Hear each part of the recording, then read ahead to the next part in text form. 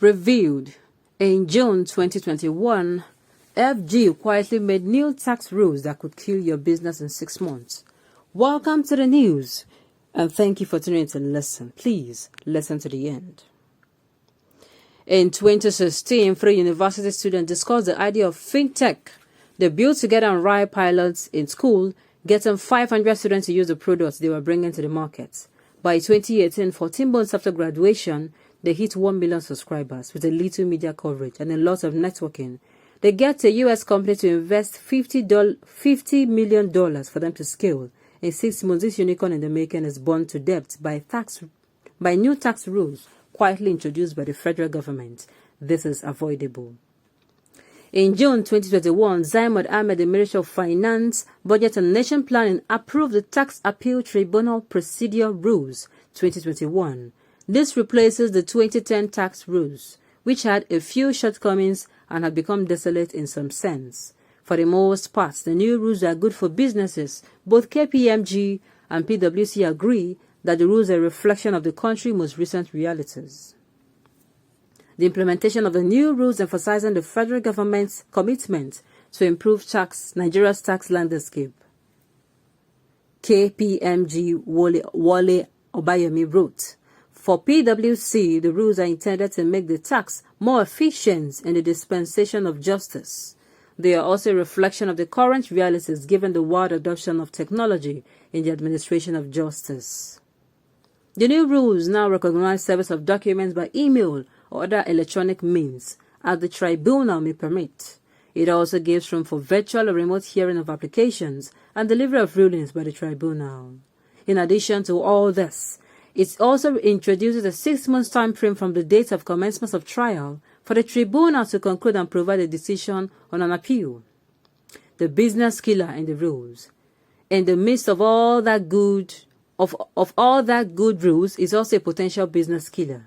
According to Order 3, Rule 6 of the Tax Appeal Tribunal Procedure Rules 2021, for an appeal against the tax authority, the aggrieved person will pay 50% of the disputed amount into designated accounts by the tribunal before hearing as security for prosecuting the appeal. In simpler terms, this means FIRS could simply claim that a company valued at $50 million owes $100 million in unpaid taxes. The company could appeal the decision of the tax authority at the tax appeal. Tribunal will need to pay $15 million, 50% of the disputed amount, as security before the appeal can be heard. This also means that if the company does not pay the $50 million, the tribunal will not begin hearing. If the hearing cannot start, there will be no justice, and the tax authority may effectively shut down the business to recover the tax claim.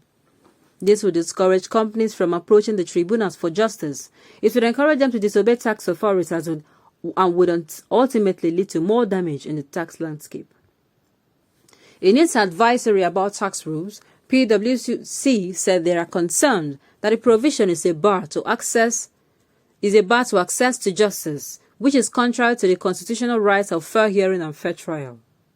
The advisor said this is consistent with similar provision in the Federal Inland Revenue Service Establishment Act 2007, which gives the TAT discretion to order payment of security where a taxpayer failed to file returns.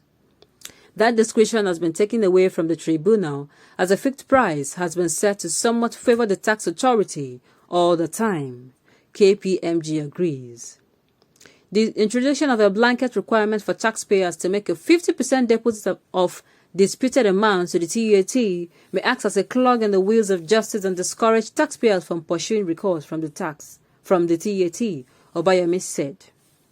This new tax rule takes the tribunal away from the less formal dispute resolution framework it was designed to be.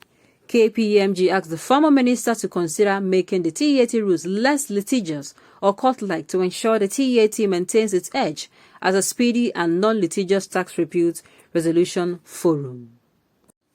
Draconian regulations, untold hardship, loss of conscience, posterity will judge them.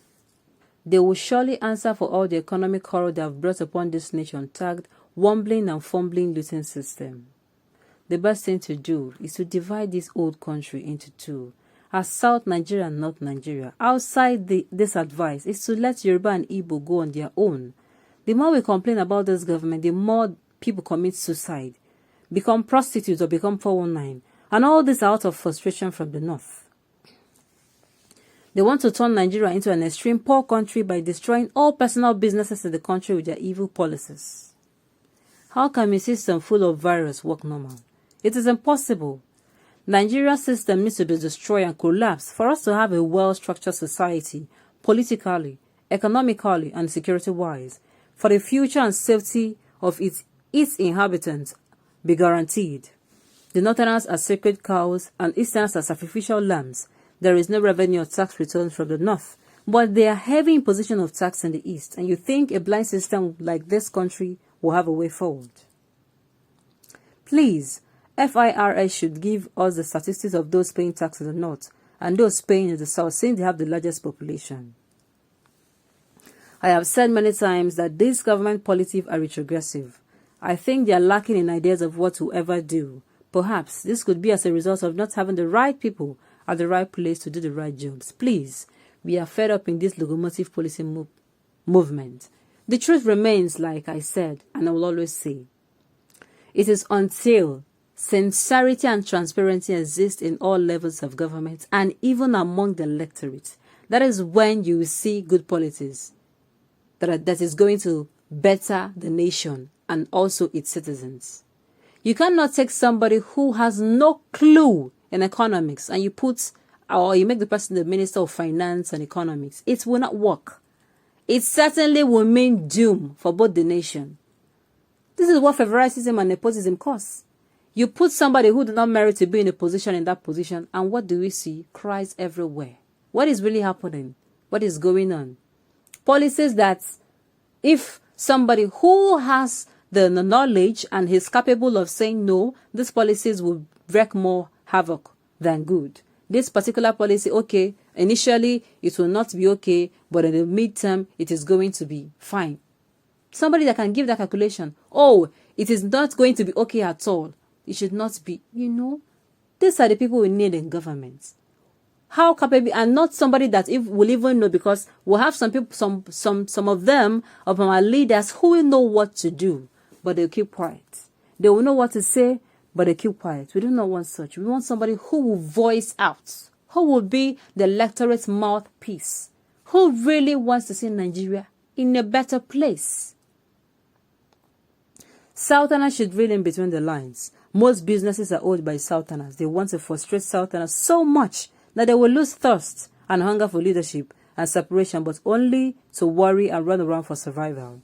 Custom duties are mostly paid by Southerners. Gas is mostly used by Southerners. Vehicle papers are paid for by mostly Southerners. Wake up, Southerners, to the reality of this government. On this note, we have come to the end of the news. We say thank you for tuning in to listen. Until I come your way next time, enjoy the rest of the day.